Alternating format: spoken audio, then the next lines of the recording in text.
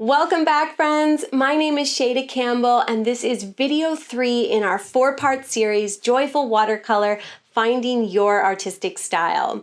Video 3 is Watercolor Flowers, Creating a Composition. So I love painting watercolor flowers. They make great brushwork practice.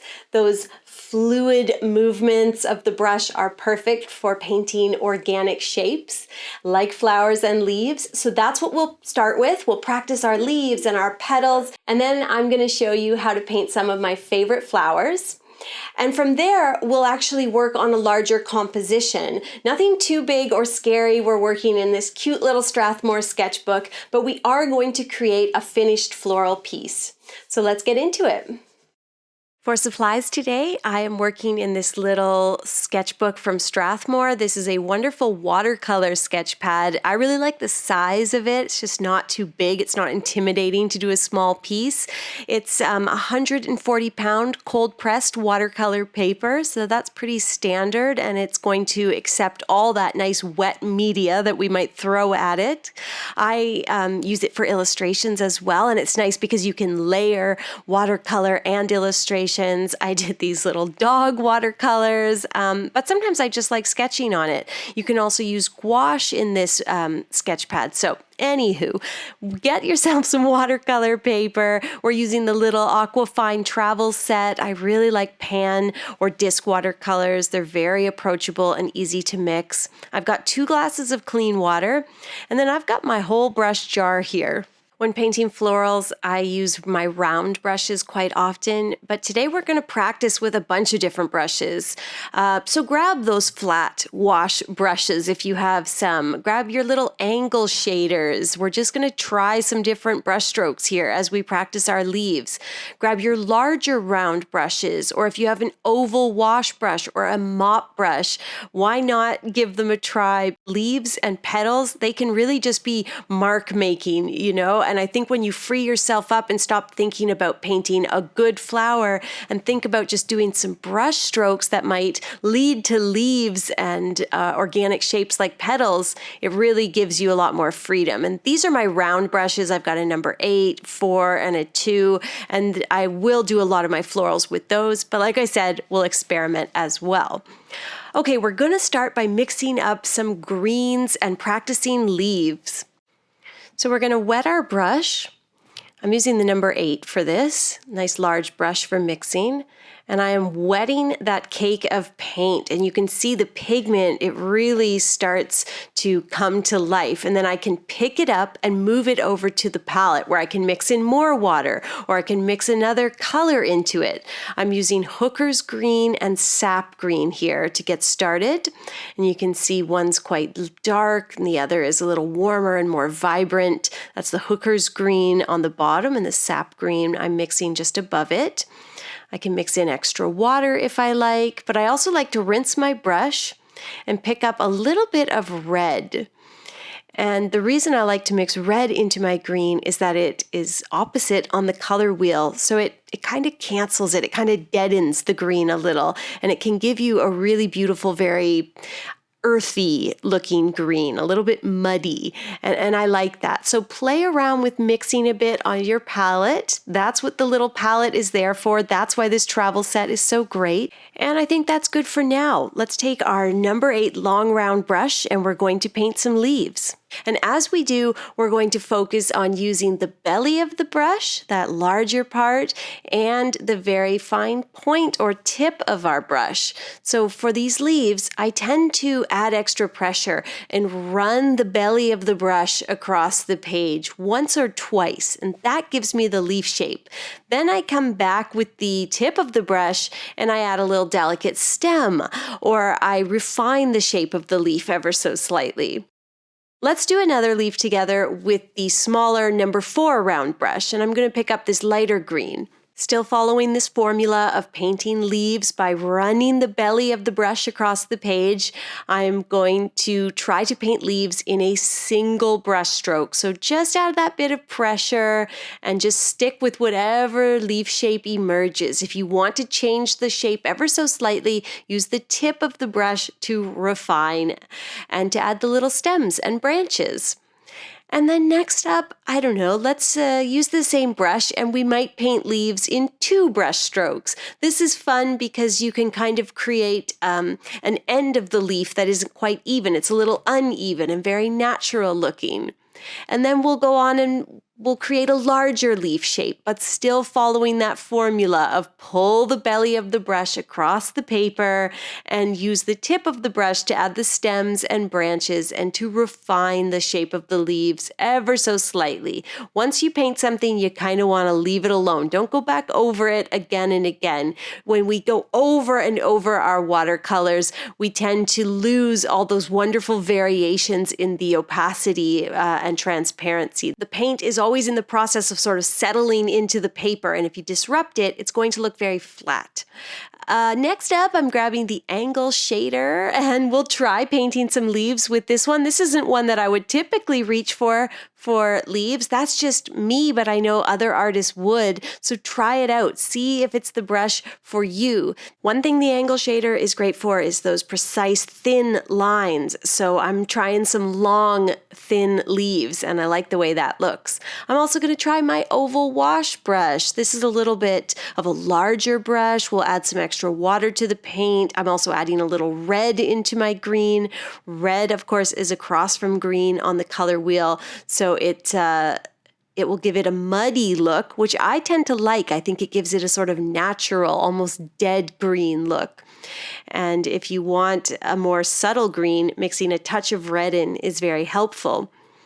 I did some big messy leaves. Now let me grab a really tiny brush here. This is the number 2 round brush, and I am going to still follow the formula of pulling the belly of the brush across the page. Just add that little flick of pressure, but of course using a small brush, I'm going to get a nice small leaf, and I'm still using the tip of the brush to add the stems and branches.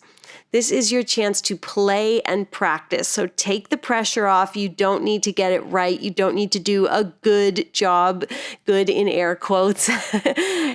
Just play around, mix up some different greens, try mixing brown into your green, try mixing a little bit of red in and see if you like that, if maybe you can create a little bit more of a natural looking green, or maybe you like the really vibrant greens.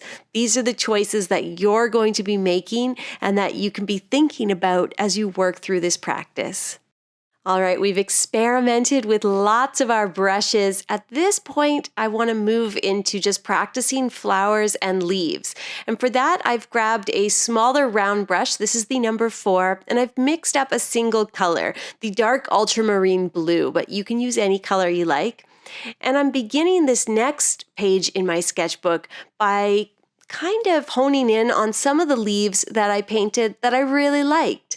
So if there was some that you enjoyed that you thought, oh, that looks so good, now's a chance to refine them, try them again, and kind of capture them on this next practice page. So I'm trying some of those leaves where I did a single brush stroke leaf, and then I'm doing some more where I did the larger 2 or 3 brush stroke leaves, and I'm painting all of it out in this beautiful blue.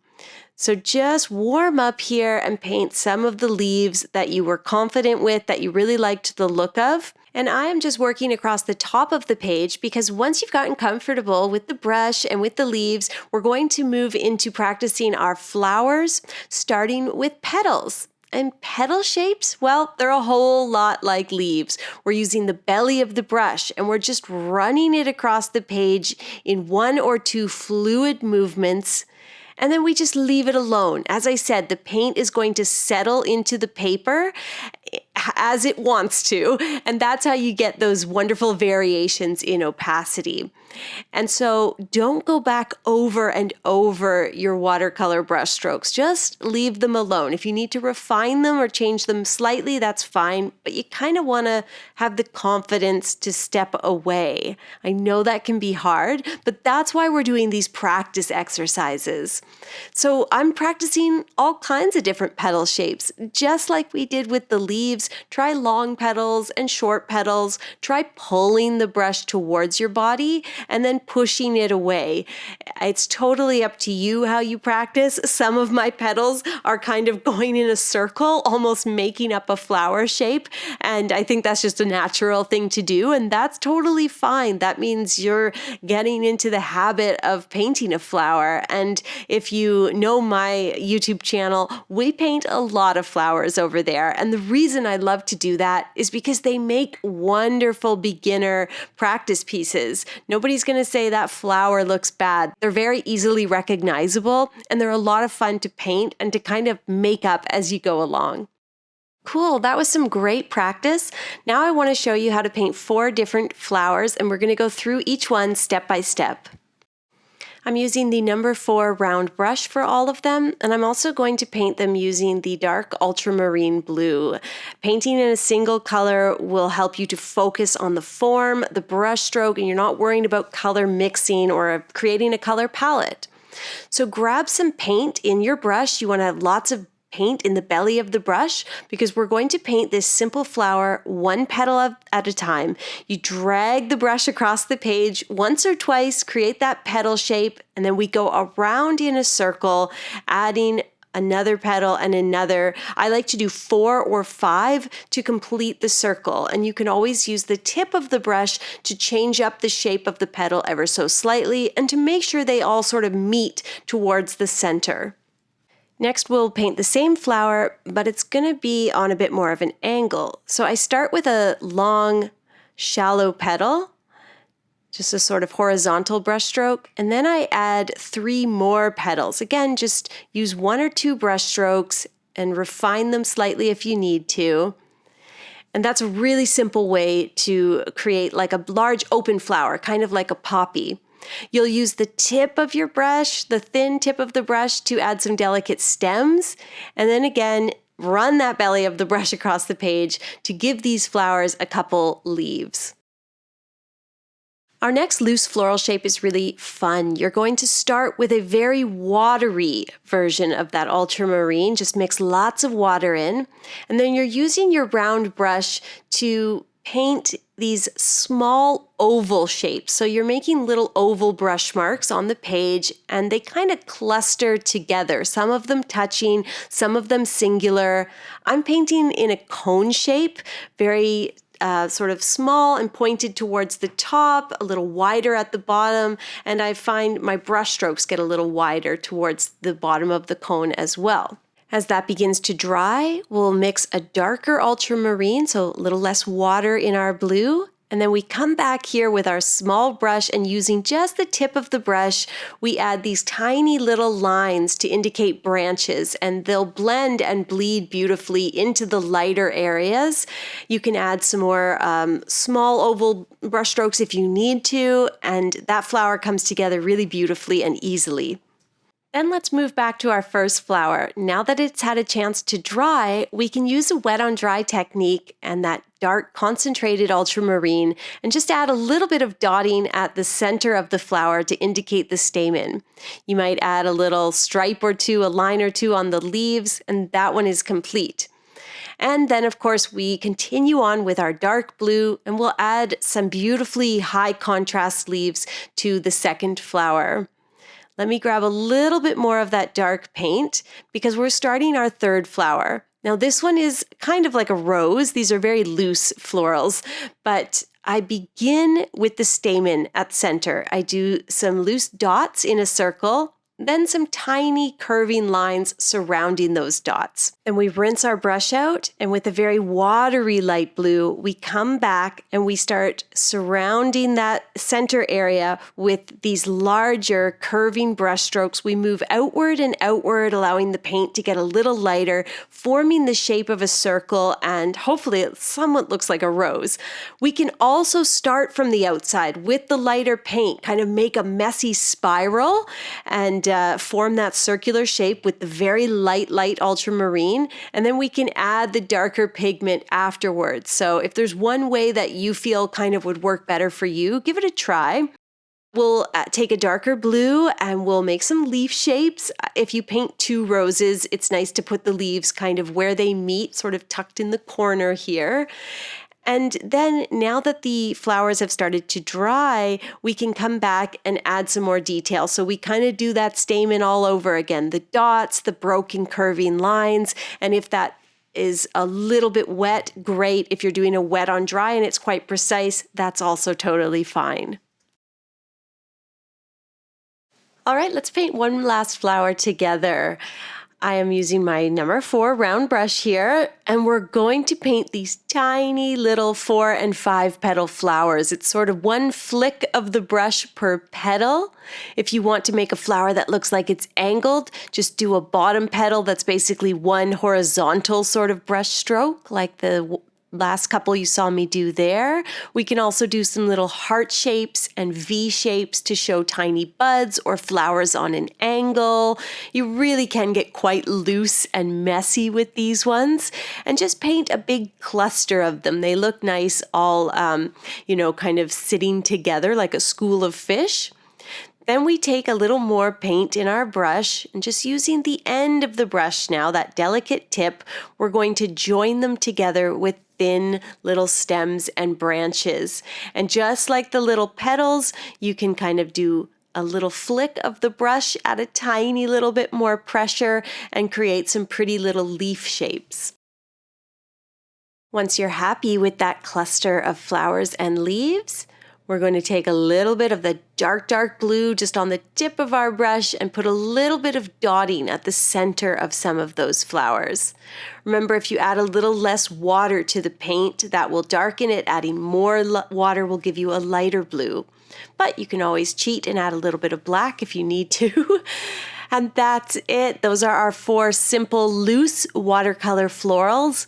Next up, I want to move on and create a floral composition together. Creating a composition is a great way to get to know yourself as an artist. Now that you know how to paint a couple flowers, what sort of color palettes do you like to work with? How do you like to place the flowers together? So that's the kind of things we're going to be noticing as we do this. You'll need a bit of scrap paper, a pencil, and pen. And here's how we begin our composition. We're going to create a guide.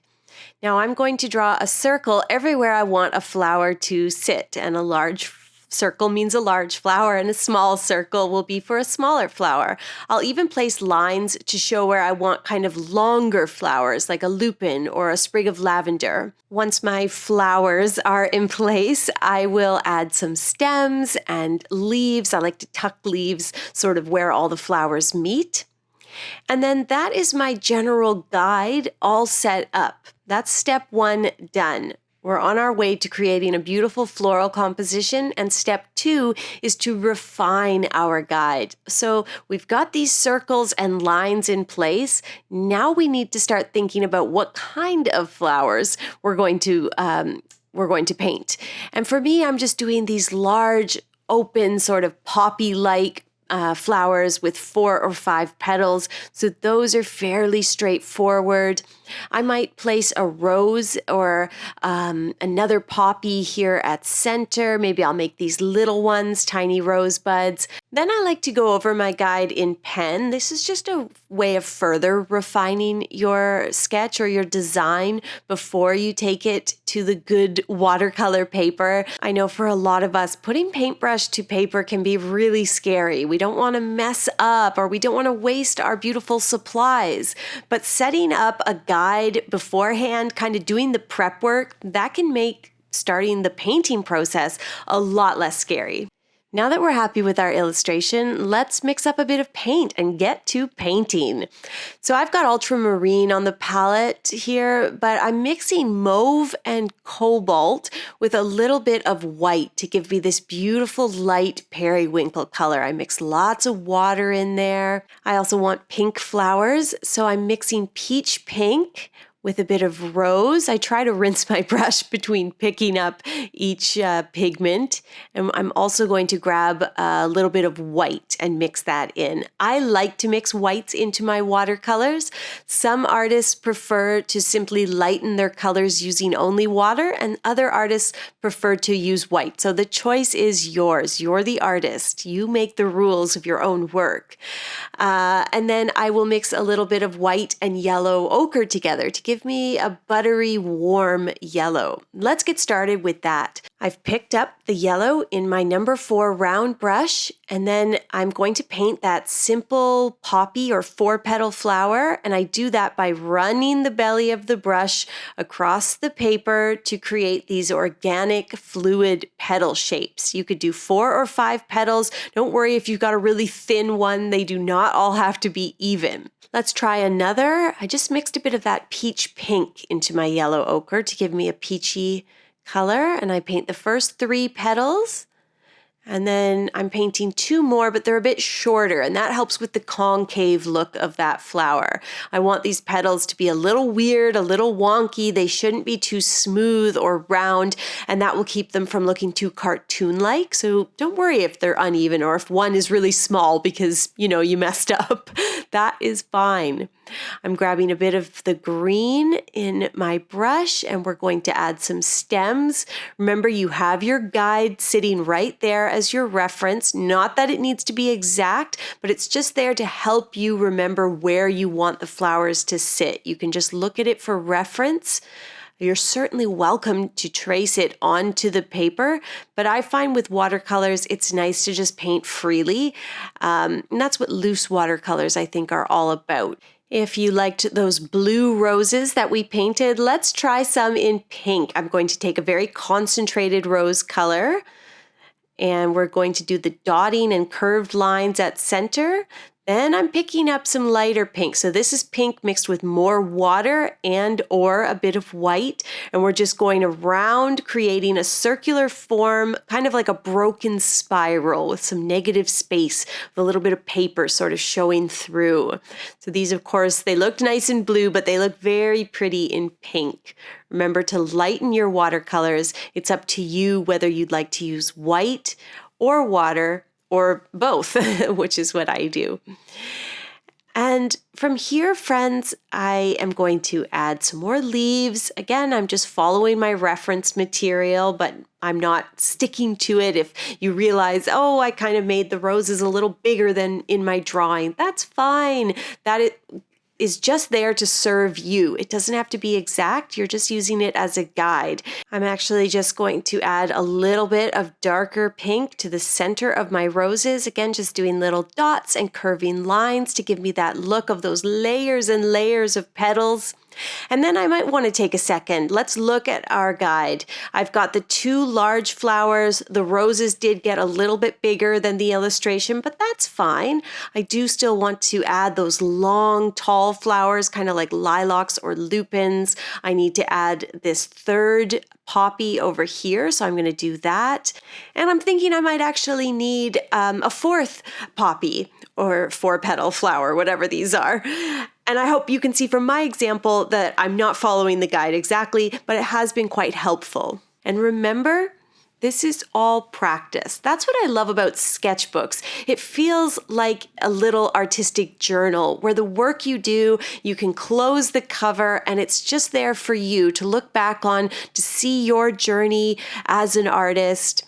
And it's there for you to look back and reflect on as well. And that's what I really want us to do in this course, is to think about the choices we are making as the artist. What colors do you like?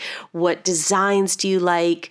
How are you presenting your world on the page? I'm completing my floral composition with these long sort of periwinkle colored flowers. That's just the 2nd blue flower we painted together. But of course the stems and leaves are green, not just a darker blue. And then I'm using a bit of brown to finish off these other flowers and add that stamen at the center. And I just do dotting or little lines. And that's pretty much the floral composition complete. All I want to do now is add a little bit of shading. So on some of the leaves, I'll take a nice dark concentrated green and just add like a dark splotch. Looks like a bit of shadow on the leaf, or like the leaf is sort of curving inwards. If you need to mix a darker green, try mixing a bit of brown in, or even a little bit of purple. And then I'm taking a nice concentrated yellow ochre here and adding a bit of shading on my flower. We'll do the same thing for the peach flowers and the purple ones. You don't have to do a lot, just a little goes a long way. And then you're also looking at this. Step back for a second and think, do I need another little leaf or floral shape somewhere else? You can be very loose and free about this.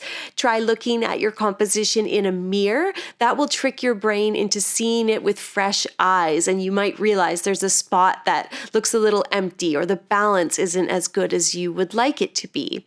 But that's it. That's our floral composition all done.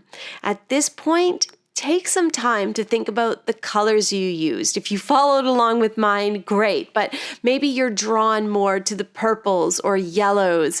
Think about the florals that you like to paint. Think about the shapes that you create. Maybe your florals are sort of long and thin. Maybe they're a little messier or a little more detailed than mine. Those are all choices you make as the artist that inform your style and your artistic voice. That's it for video number 3. Remember, this is a 4-part series, so be sure to watch out for video number 4, in which we're going to paint a self-portrait.